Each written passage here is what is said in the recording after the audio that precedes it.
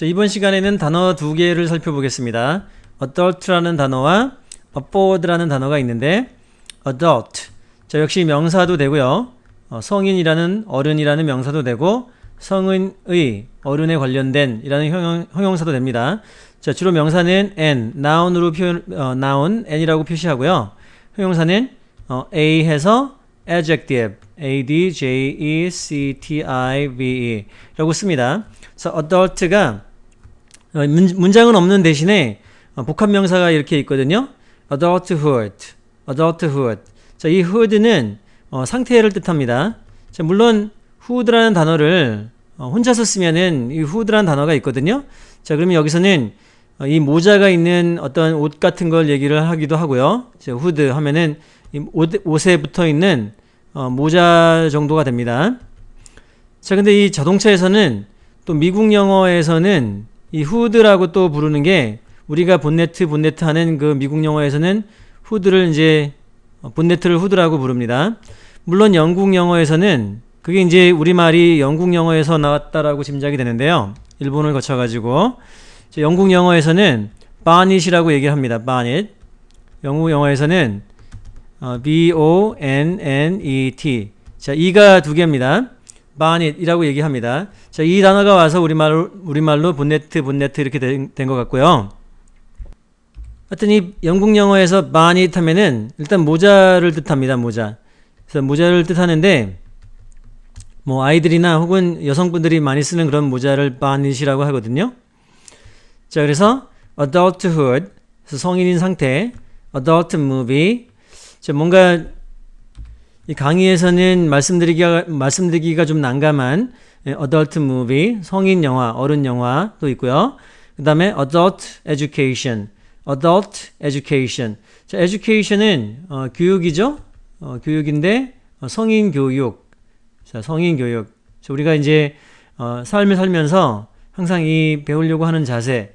자, 그래서 성인 교육. 또 제가 그리고 이 평생학습센터도 이 출강을 하는데요.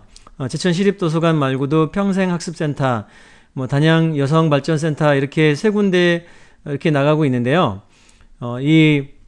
보통 이 평생학습센터를 이렇게 평생학습센터를 lifelong education center, education center 이렇게 부릅니다. 자, lifelong education center. 그래서 평생학습센터라고 이렇게 얘기합니다. 자, 그렇게 하는 걸 adult education 이렇게 얘기하죠. 자, 다음 단어 afford라는 단어가 있는데요. afford. 자, 그래서 무슨 할 여유가 있다라고 동사로 쓰이죠. 자, 이 동사로 쓰이는데, 자, 뭐뭐 할 여유가 있다라고 하면 주로 거의 10중 8구는 이 돈을 얘기하는 경우가 많습니다. 자, 돈에 대한 어떤 능력, 이렇게 경우가 되게 많고요. 물론 아닌 경우도 가끔 가다가 있습니다. 그래서 무슨 시간적 여유나 뭐 마음의 여유 이렇게 얘기할 때도 있는데 보통 다 돈을 얘기를 합니다. 자, 그래서 예문을 보시면 이 예문이 몇 개 더 있는데요. 여기 첫 번째 예문이 있고 다음 예문 몇 개도 더 살펴보겠습니다. We can afford to pay $50 라고 되어 있는데요. We can afford to pay $50. 그래서 우리는 감당할 수 있다. 자, 여기서 여유가 있다라고 하는데 뭐뭐를 감당하다라는 뜻도 됩니다. 뭐뭐를 감당할 수 있다. 자, can이 있으니까요. We can afford to pay $50. 자, 여기서 이 afford 다음에 그 다음에 to pay라는 이렇게 단어가 여기 있죠. 근데 여기서 pay는 우리가 보통 다 동사로 다 알고 계신데요. 지불하다라는 동사로 알고 계신데요. 자, 명사로 지불 그리고 이제 뭐 급료 이런 뜻도 됩니다.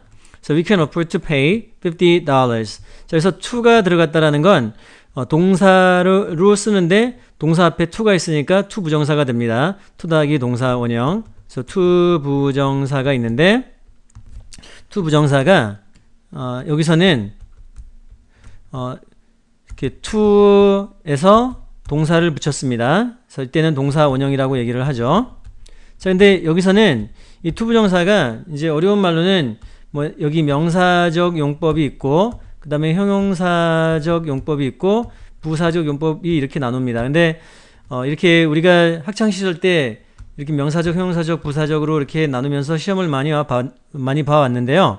자, 우리가 일단 회화에서는 만약에 to가 없다라고 한번 생각해 보세요. 이게 to가 없다라고 생각해 보시면 we can afford pay $50. 자, 이렇게 말이 됩니다. 말이 되는데 이 영어권에서는 이 afford라는 동사가 있고 그리고 pay라는 동사가 두 개가 붙어 있으면 한 문장에 동사가 두 개가 되는 거죠.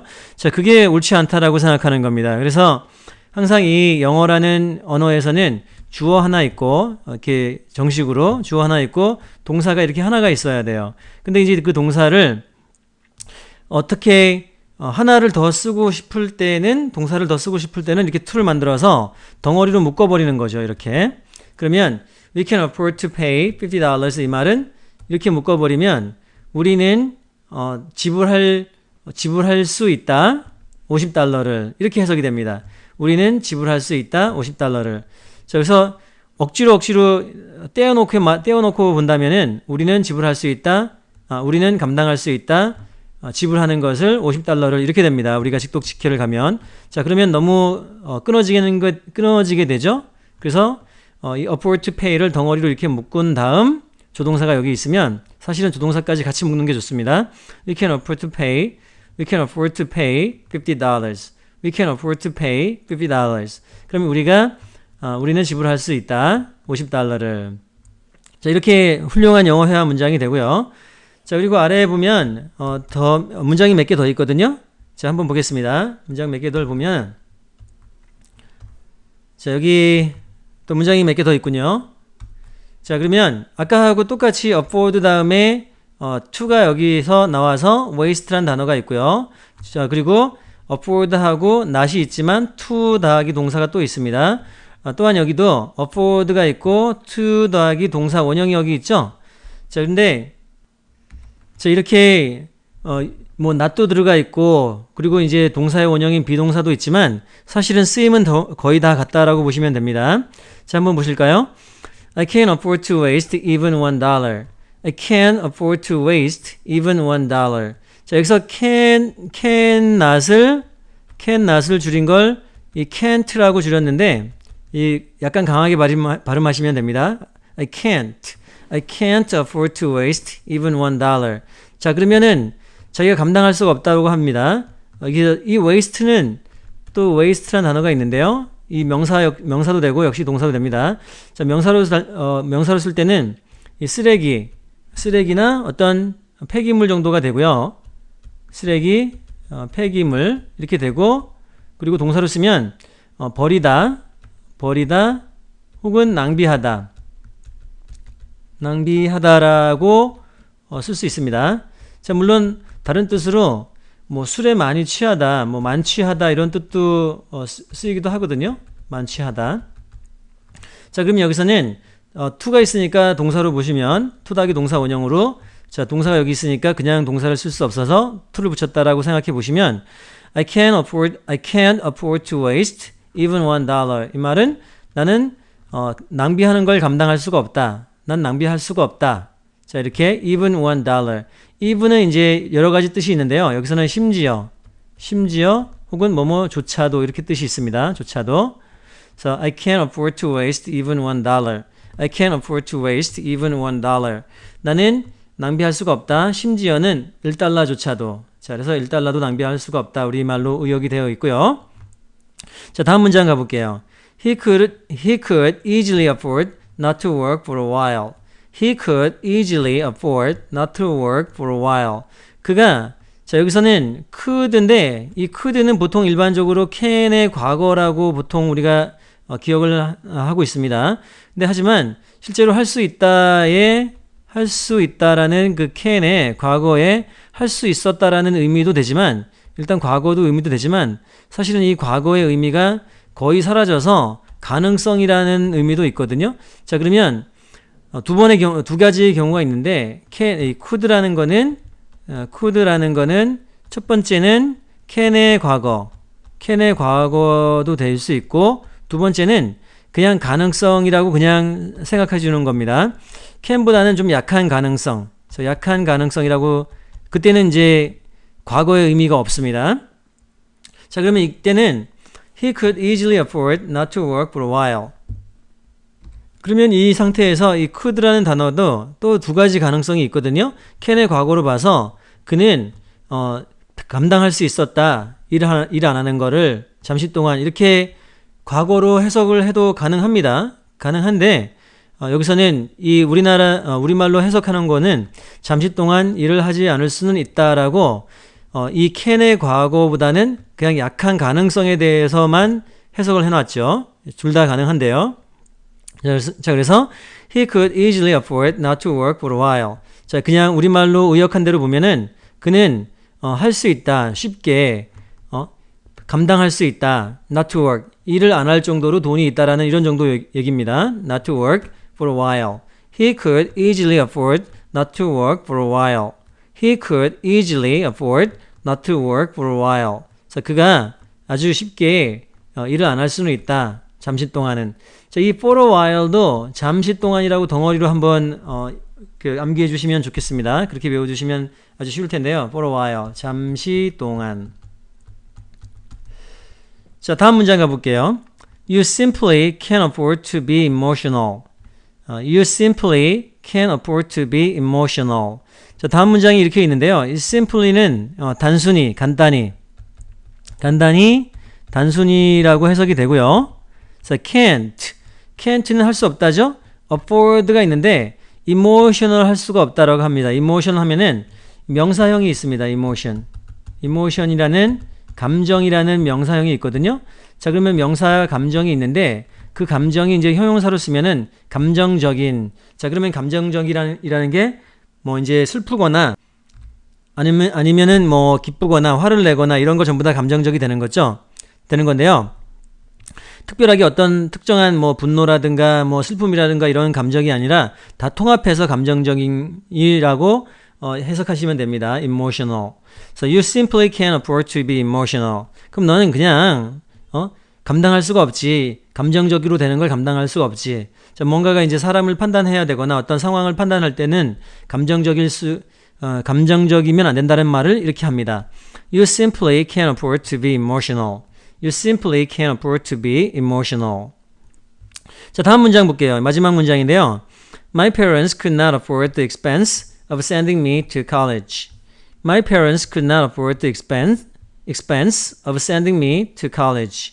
자, 아주 안타까운 소식인데요. 안타까운 문장인데요. My parents, 나의 부모님께서는 could not afford. 자, 감당할 수가 없다라고 돼 있죠. 감당할 수 없었. 이때는 could니까 이때는 감당할 수 역시 can의 과거인 감당할 수 없었다라고도 할 수 있고요. 또 이 과거뿐만 아니라 가능성이 약해진 거, 감당할 수 없을 거다라는 가능성도 해석이 됩니다. 자, 그러면 여기서는 우리말에 이제 의역되어 있는 거 보면 나의 부모님은 나의 대학 진학을 감당할 수 없다. 그래서 안타까운 문장이 여기 있는데요. My parents could not afford the expense of sending me to college. 제가 봤을 때는 나의 부모님은 나의 대학 진학을 감당할 수 없다라기보다는 없었다가 훨씬 더 낫습니다. 없었다. 이 교재에 이 없다라고는 돼 있는데 없었다가 훨씬 더 정확한 해석이 될 것 같습니다. 과거로 하는 게 훨씬 더 이 문장의 어감이 좀 맞는 것 같거든요. 자, 그래서 My parents could not afford the expense of sending me to college. My parents could not afford the expense of sending me to college.